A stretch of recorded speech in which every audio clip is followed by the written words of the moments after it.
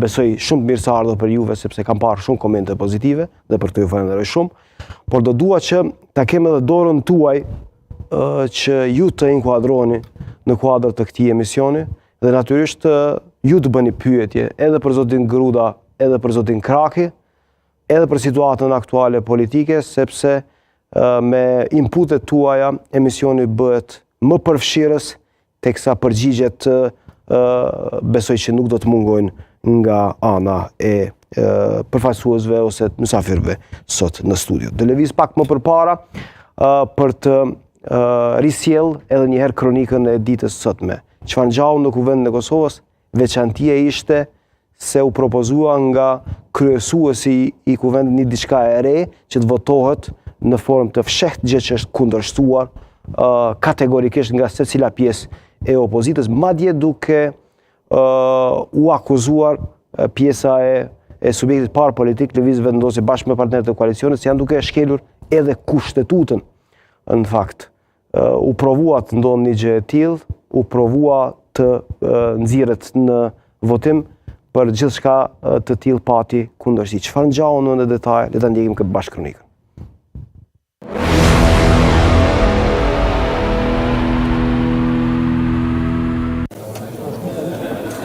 As në vazhdimin e sotëm të seancës e cila nisi 30 minuta me vonesë, nuk u konstitua Kuvendi i Kosovës.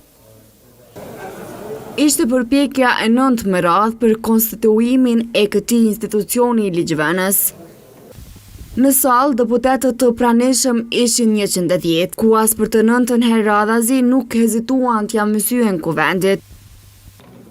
Por kësaj here, kryesuesi i seancës konstituive Avni Dehari propozoi që votimi për kryetar të Kuvendit të bëhet në mënyrë të fshehtë me flotvotime fizike.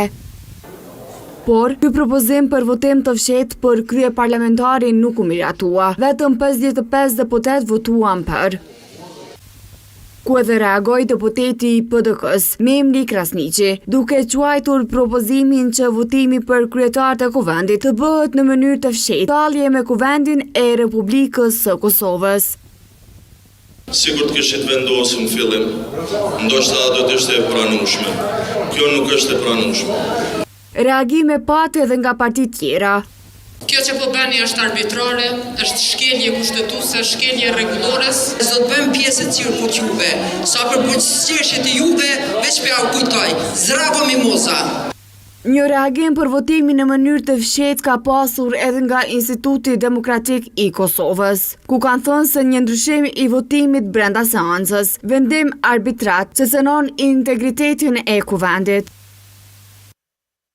Instituti Demokratik i Kosovës si organizatë e shoqërisë civile që monitoron nga afër punën e Kuvendit dhe promovon transparencën, llogaridhënien dhe standardet demokratike në vendimarrje, shpreh shqetësim të thellë lidhur me mënyrën e zhvillimit të votimit gjatë vazhdimit të sotëm të seancës konstituive, ndryshimi i mënyrës së votimit në mes të seancës në mënyrë arbitrare nga kryesuesi dhe pa bazë rregullore në punës së Kuvendit, përbën shkelje të parimeve procedurale dhe një precedent të rrezikshëm për funksionimin e Kuvendit. Ndryshe, seanca u ndërprej nga kryesuesi Avni Dehari për të vazhduar pas 48 ore, pra me 3 maj në orën 10.